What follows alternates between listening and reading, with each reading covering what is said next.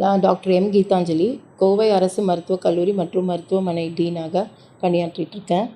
நேற்று ஹாஸ்பிட்டலில் ஜெய்கா பில்டிங்கில் அரௌண்ட் 11 ஒரு சம்பவம் நடந்திருக்கு. அது வீடியோவில் வைரலாக பரவியிருக்கிறது நேற்று நைட்டு தான் பார்த்தேன். ஒரு பேஷண்ட் பிளாஸ்டிக் சர்ஜரி ஓபிக்கு வந்திருக்காங்க. காலில் ட்ரெஸ்ஸிங் பண்ணுறதுக்கு அரௌண்ட் 11 AM வந்திருக்காங்க. வந்துட்டு நாங்கள் விசாரித்து பார்த்ததில் அந்த பேஷண்ட்டு உள்ளே ட்ரெஸ்ஸிங் பண்ணவே இன் அவுட் டைம் 2 hours இருந்திருக்கு அவங்களுக்கு. ஓபிக்கு அதுக்கப்புறம் ட்ரெஸ்ஸிங் ரெஜிஸ்டர் பண்ணிவிட்டு ட்ரீட்மெண்ட் கன்சல்டேஷன் போயிட்டு அதுக்கப்புறம் ட்ரெஸ்ஸிங் எல்லாம் முடிச்சுட்டு வெளியே வர்றதுக்கு பிளாஸ்டிக் சர்ஜரி இலாபரேட் ட்ரெஸ்ஸிங் இருக்கும். அது முடிச்சுட்டு வெளியே வரும்போது ஒரு 2 hours கிட்ட ஆயிருக்கு. ஸோ நேற்று பிளாஸ்டிக் சர்ஜரி ஓபி மட்டும் இல்லாமல் மெடிக்கல் கேஸ்ட்ரோஎன்ட்ராலஜி, சர்ஜிக்கல் கேஸ்ட்ரோஎன்ட்ராலஜி, அதுக்கப்புறம் வாஸ்குலர், பிளாஸ்டிக், இது மாதிரி நிறைய ஓபிஸ் நடக்குது. ஸோ இதில் எல்லாமே சேர்ந்து ஒரு நாளைக்கு நமக்கு ஒரு 120 பேஷண்ட்ஸ் பக்கம் வராங்க. வீல் சேர்ஸ் அடிக்குவேட்டாக தான் இருக்குது, நமக்கு பற்றாக்குறையெல்லாம் கிடையாது. ஓபி பிளாக்ஸுக்கு மட்டுமே டிரான்ஸ்போர்ட் பண்ணதுக்கு உள்ள first 2 to 3 ground floor, first floor, second ஃப்ளோரில் ஓபிஸ் நடக்குது. ஸோ அதுக்கு டிரான்ஸ்போர்ட் பண்ண வீல் சேர்ஸு, ஸ்ட்ரெச்சர்ஸ் எல்லாமே அடிக்குவேட்டாக தான் இருக்குது. இந்த இவங்க வெயிட்டிங் டைம் 2 hours. ஸோ நாங்கள் வீல் சேருக்காக வெயிட் பண்ணோம் அப்படின்னு சொன்னது விசாரித்து பார்த்தது அப்படி இல்லை. இன் அவுட் டைம் தான் 2 hours. அவங்க நடுவில் ஒரு 15 minutes பக்கம் வீல் சேருக்கு வெயிட் பண்ணியிருக்கிறாங்க. இப்போ நான் விசாரித்ததில் இன்னும் கொஞ்சம் வீல் சேர்ஸ் வாங்கிறதுக்கு நேற்றே நடவடிக்கை கொடுத்துட்டேன். ப்ரொசீடிங் சைன் பண்ணிவிட்டேன். இன்றைக்கி காலையில் சொல்லிட்டேன் நான். வீல் சேர்ஸ் இன்னும் வாங்கிடலாம். அப்புறம் ஸ்ட்ரெச்சர்ஸும் அடிக்குவேட்டாக இன்னும் கொஞ்சம் அடிக்குவேட்டாக வாங்கிடலாம். எத்தனை இருந்தாலும் இப்போ இருக்கிற இதுக்கு பேஷண்ட்ஸ்க்கு அவசரமாக உடனே எல்லாமே சீக்கிரம் பார்த்தடுப்பில் ஒரு வெயிட்டிங் டைமே இல்லாமல் போகணுன்னு அவங்களோட டிஸ்ட்ரெஸில் அவங்க அப்படி நினைக்கிறாங்க. அதுவும் நம்ம தப்பு சொல்ல முடியாது. அதனால் இன்னும் கொஞ்சம் பர்சன்ஸ் இப்போ க்ரீன் பிரிகேடுன்னு சொல்லிட்டு ஒரு கான்செப்ட்டு, அதாவது வெளியவே 2-3 outsourcing Crystal security and housekeeping staff green பிரிகேடுங்கிற கான்செப்டில் வெளியவே நின்றுட்டுருக்கணும். அதாவது ஸ்ட்ரெச்சரு, வீல் சேரு வச்சுட்டு நின்றுட்டுருக்கணும். How many of them? Or 4 people should be there. So that I've already instructed. It is going to be implemented.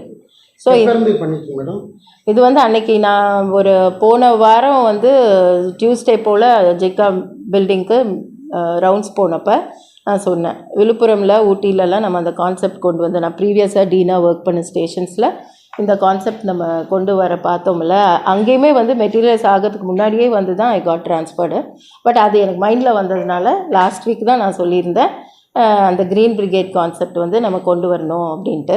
But இவ்வளோ buildings எல்லா பக்கமும் இருக்கிறதுனால நமக்கு அதை இமீடியட்டாக இம்ப்ளிமெண்ட் பண்ணுறதுக்கு இந்த கிறிஸ்டல் அவுட் சோர்சிங்கில் நான் மேனேஜர்கிட்ட சொல்லியிருந்தேன். பட் அது மெட்டீரியலைஸ் ஆகிறதுக்குள்ளே இந்த மாதிரி ஒரு சம்பவம் நடந்திருக்கு. அது green brigade once it comes these problems will be sorted out. இந்த 2 daysலேயே நான் ஐ வில் இம்ப்ளிமெண்ட் இம்ப்ளிமெண்ட் பண்ண. நடந்த முறை ஸ்ட்ரக்சர் கழிவு பொருட்கள், மருத்துவ கட்டிட கழிவுகள் இதெல்லாம் தூக்கிட்டு போனதாக புகாரும் இருந்துச்சு. இன்சூரன்ஸ் இன்ஃப்ராஸ்ட்ரக்சர் ஃபண்ட்லேருந்து நாங்கள் அந்த ஸ்டேட் ஆஃப் த ஆர்ட் டெக்னாலஜியோட பெரிய வெயிட்டோடு எடுக்கிற அந்த ஒரு நல்ல கேஜ் ஸ்டீல் உள்ள ட்ராலிஸ்க்கு ஆர்டர் பண்ணிட்டோம்.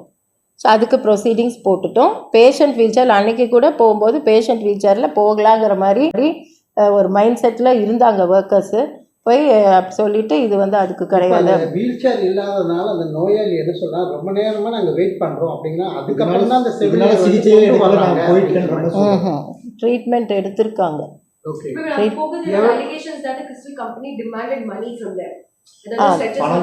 Actually no, like I inquired into it this morning. He is a crystal outsourcing manager. We inquired into it. Once we inquired, I repeated நான் அந்த வீடியோஸை பார்த்துட்டே இருந்தேன். பார்த்தப்போவுமே அதில் இந்த அந்த வீடியோவில் ஆள் காசு கேட்குற மாதிரி ஒரு ஆதாரமோ எதுவுமோ இல்லை. அதில் சில இன்ஸ்டன்சஸில் ப்ரீவியஸ் ஸ்டேஷன்ஸில் இந்த மாதிரி இருந்திருக்கு. அவங்களே கேட்குற மாதிரி அந்த மாதிரி கரெக்டாக ஆள் யாருன்னு நம்ம அவங்க பேர் சொல்லாட்டி கூட அதை மேனேஜர்கிட்ட போட்டு கொடுத்த உடனே அந்த இதை வீடியோவை காட்டின உடனே அவங்க இது இந்த பர்சன் தான் அப்படின்னு சொல்லுவாங்க. உடனே நம்ம ஒரு என்கொயரி நடத்துவோம். அவங்களுக்கும் ஒரு டீம் போட்டு என்கொயரி நடத்தி பாரு இது ப்ரூவ்டு தான், வீடியோவிலே இருக்குது, அதனால் நீங்கள் அதை நல்லிஃபை பண்ணவே முடியாது அப்படின்னு சொல்லி உடனே நாங்கள் அவங்களுக்கு ஊஸ்டே பண்ணியிருக்கோம், வேலையை விட்டே வந்து தூக்கியிருக்கோம். சார் இந்த நாங்கள் வந்து ஒரு ஃபண்ட் இருக்குது சார். இப்போ தான் வந்து நான் ஒவ்வொன்றா பார்த்துட்டு நான் வந்து ஒரு 30 days கூட ஆகலை சார், ஆச்சுங்களா, 1 month ஆயிருக்கு நேற்றோட. அது ஒவ்வொன்றா நான் பேக் ஃபைல்ஸ் எல்லாம் பார்த்து நேற்று தான் பார்த்தேன். இதில் நேற்று இன்சிடென்டலாக நேற்று நைட் தான் இந்த இன்சிடென்ட் வந்தது. நேற்று மார்னிங் வந்து நான் வந்து இந்த ப்ரொசீடிங்ஸ் நேற்று ஒரு 5 o'clock இதுக்கு முன்னாடி, எனக்கு இது ப்ரொஜெக்ட் ஆகிறதுக்கு முன்னாடி இன்சிடென்ட்லாம் இங்கே வேறு ஒரு ஜூம் மீட்டிங் வரும்போது பார்த்தா அப்போ எனக்கு தெரிஞ்சது இன்னொரு 1.5 lakhs வந்து எமர்ஜென்சி டிபார்ட்மெண்ட்கே இருக்குது. அதில் நமக்கு வேண்டியது வாங்கிக்கலாம், இந்த மாதிரி எக்யூப்மெண்ட்டு, ஸ்ட்ரெச்சர்ஸு, வீல் சேர்ஸ் வாங்க. ஸோ நேற்று சொன்னால் இன்றைக்கி நம்ம ப்ரொசீடிங் போகிறதுக்கு ஆர்டர்ஸ் வந்து நம்ம திருப்பி ஒவ்வொரு டிபார்ட்மெண்ட்லேயும் நம்ம கேட்டுட்டுங்க சார். அது 5-6 பிளாக் இருக்குது இல்லைங்களா, அவங்கக்கிட்ட கேட்டுட்டு ஸ்டாட்டிஸ்டிக்ஸ் பார்த்துட்டு இன்றைக்கி இப்போ இன்சூரன்ஸ் மீட்டிங் இருக்குது, அது முடிச்சு உடனே நாங்கள் வந்து இன்ஃப்ராஸ்ட்ரக்சர் ஃபண்ட்லேருந்து அது வாங்கிடுவோம். எது சார்?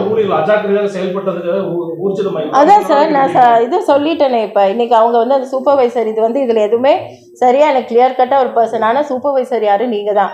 அதனால் இந்த சூப்பர்வைசர் வந்து இப்போ 5 days சஸ்பெண்ட் பண்ணியிருக்கு சார். சூப்பர்வைசர் பேர் என்னப்பா? அந்த லேடி பேர் எஸ்தர் ராணி. மணிவாசகம். அவர் என்ன பொறுப்பு? ரெண்டுமே சூப்பர்வைசர்ஸ் தான். 1 person at a time please. Yes sir.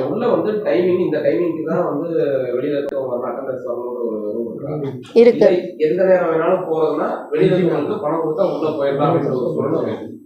அதுதான் சார்.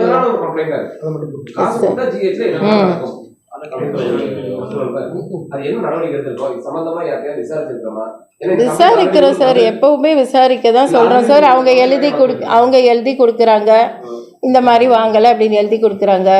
அப்போ வந்து நம்ம அவுட் சோர்சிங் ஏஜென்சிங்கும் போது உடனே நம்ம வைஸ் பிரசிடென்ட் சென்னை கிட்ட தான் பேச முடியும், நம்ம டைரெக்டாக ஆக்ஷன் எடுக்க முடியாது. பட் இது இவ்வளோ தூரம் ஆனதுனால நான் அவுட் ஆஃப் த வே போயிட்டு தான் நான் வந்து அவர் எடுக்க வேண்டிய ஆக்ஷன் நான் எடுத்தேன். எல்லா வார்டுலயுமே பாத்தீங்கன்னா பேஷண்ட் எஸ் சார் ஒரு விஷயம் சொல்றாங்க அப்படிங்கும்போது சரியா ரெஸ்பான்ஸ் இல்ல, மதிக்க மாட்டேங்கிறாங்க அப்படின்ற ஒரு பிரச்சனை தொடர்ந்து வந்து அது எந்த நடவடிக்கையுமே கிடையாது.